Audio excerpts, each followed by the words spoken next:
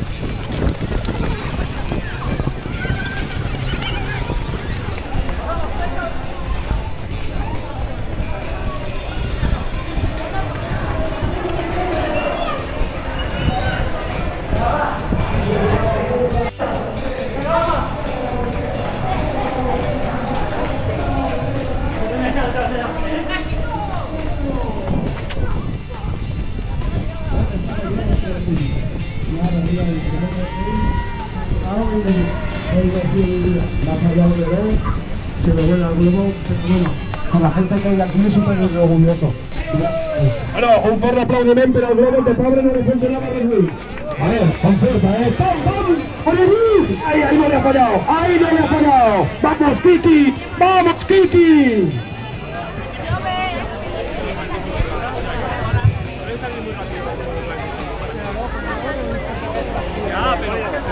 Si no lo sabes, te puedes quemar la promoción. 47 minutos. Vamos, el público. Vamos, esas manos arriba para la foto de celebrarnos. Que estamos en el cielo. ¡Pum, pum!